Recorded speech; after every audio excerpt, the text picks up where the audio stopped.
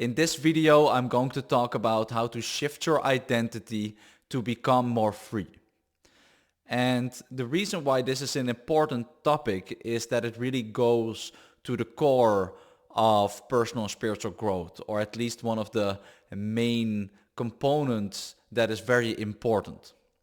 Because your identity are all those different layers of your personality and different character traits that you identify with, that you consider you. That if you would talk with people and they would ask you, hey, what are your character traits? These are certain things that you would tell about yourself.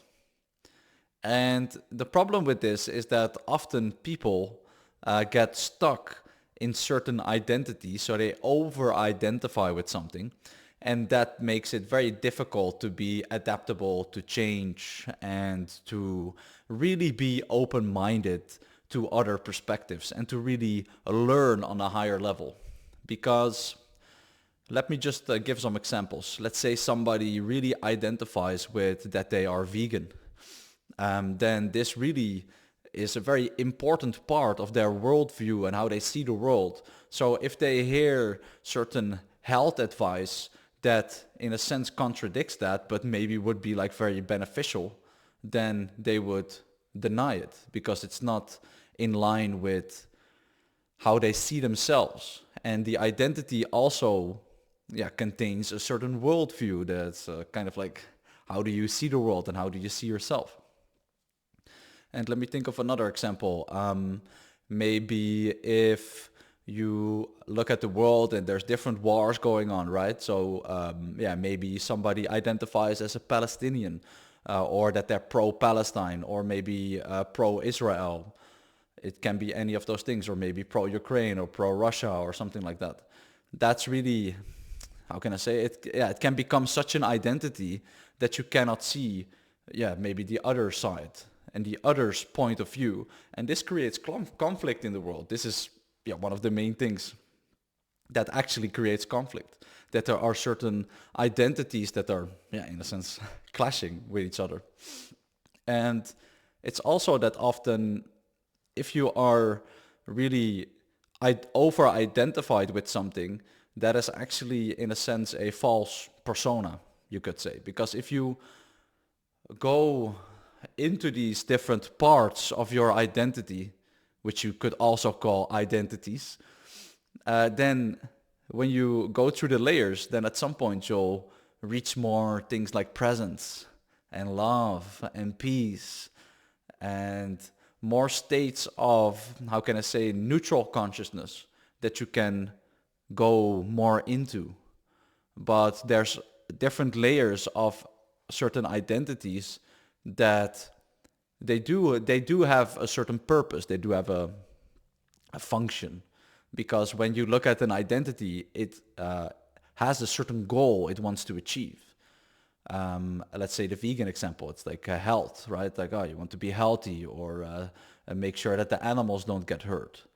Or maybe somebody has the identity of being rich or something like that, or wanting to be rich, wanting to be really successful. Then maybe the goal is to become successful, or what often is the case, to be loved and appreciated by others, because there's maybe like an identity that says, okay, I want to be successful. And then you can go into meditation. Okay, what's like the goal of this identity? Then it's like, to make sure that others accept me for who I am, because that can only happen from this identity's perspective when there is success in a certain endeavor. And this is really important to understand, that these identities, in a sense, you could say that you can shapeshift between these identities. So you could say they are also, in a sense, you. So let's make that point, they are you, but they are not the core you. They are like a certain character that you're playing in this game called Planet Earth. It's like certain layers.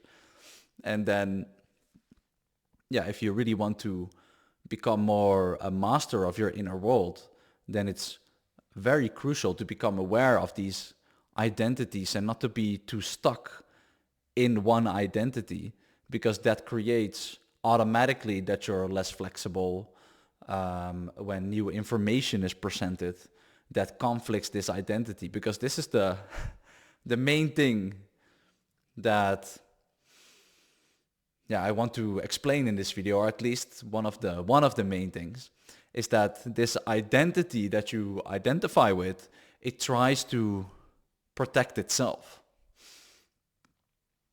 It tries to it tries to survive. I think that's the right way to put it. It tries to survive because it has a certain value in survival. You could say it's also related to the ego. And that is not good or bad. It's just something to be aware of in day-to-day life when maybe somebody is presenting certain information that is in conflict with your identity, and then you automatically reject it. Or you see somebody else that has a different identity. Maybe it's the opposite one of that you have. Maybe, for example, somebody considers themselves to be liberal, and then they see a conservative person, and then it's like, oh, those people are stupid. So there's a lot of judgment. And why is that? Because this person identifies with being a liberal, and that is the better identity to have. But there's also benefits in the other side. But if we're too identified, you can't really change. And this is also why it's crucial for personal and spiritual growth. If you really have like a certain identity, especially maybe if you have an identity of, oh, things are always happening to me, and the world is a bad place, and the economy is bad, so there's maybe an identity of, there's outward circumstances that are impacting me, so there's kind of like this victim identity, then that's very crucial to become aware of, and then just see that it is an identity, something that you are identifying with, a certain perspective, and then to learn to let that go more. To see that it's just a collection of stories.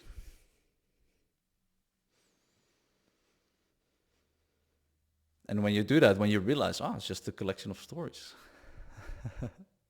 then there's much more freedom to create the story that you want. And that's why it's crucial to become aware of this. And one of the first steps to becoming more aware of it is doing something like meditation.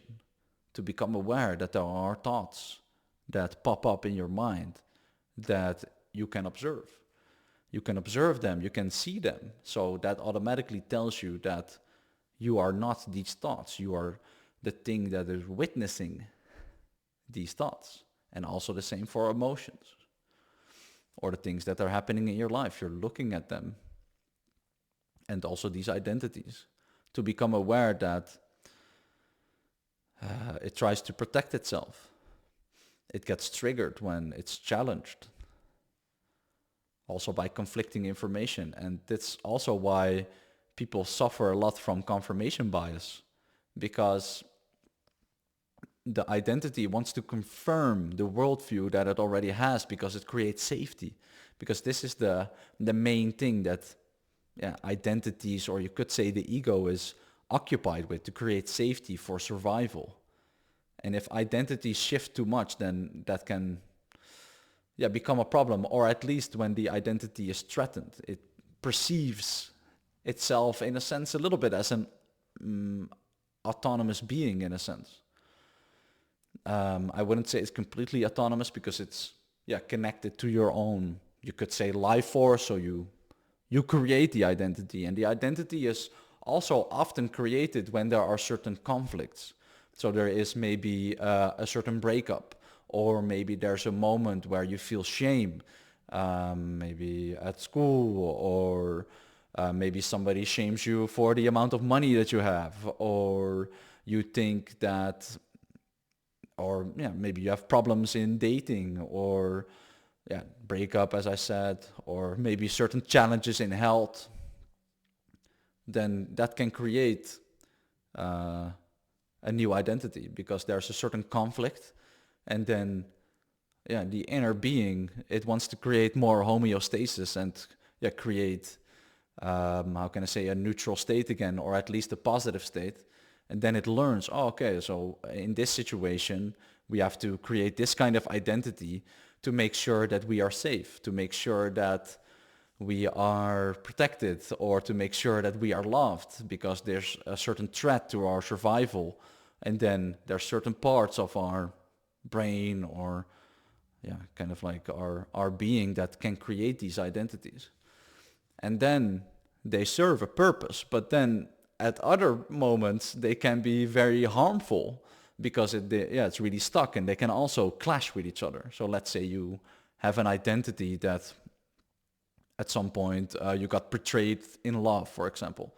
Somebody cheated on you, and now there's a certain identity that's like, yeah, okay, but I should always be very skeptical when I meet people, and not open my heart, or something like that.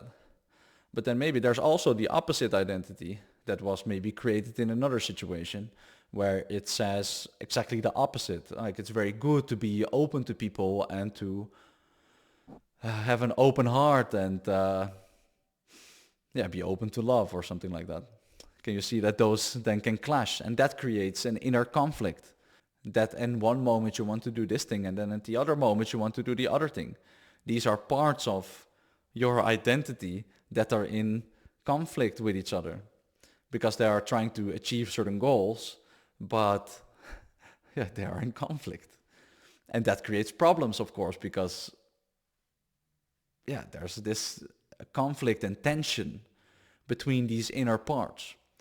The overall idea, that I'm trying to present, is just become more aware of your overall identity, and also the different parts in that identity, because they have certain goals and they can be in conflict with each other, and that creates inner problems. So if you find more harmony within, and introduce these parts also to more the essence of your being, that is love, that is presence, that is already complete and abundant, and all these things, because that is the true you, like this power that you are, which is, you could say, consciousness or love.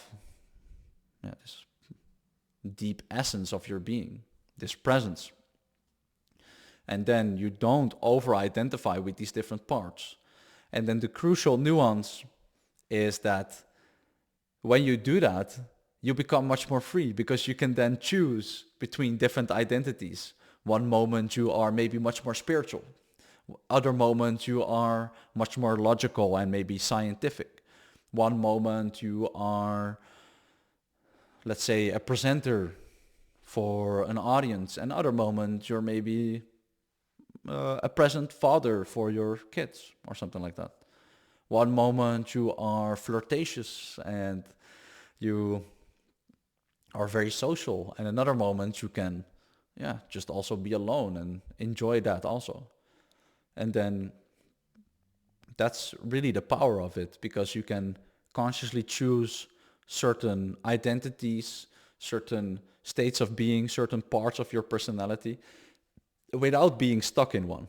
And then you have much more freedom, and it becomes much more, how can I say, an art. Your personality and your inner being, it becomes more an art form. Oh, maybe I can add this, maybe I can add this, maybe I can change this about myself. Maybe, oh, that would be fun. Like, maybe I can let this part of myself go, and then see what happens. Maybe I can learn something from that, or maybe even transcend it and become something different.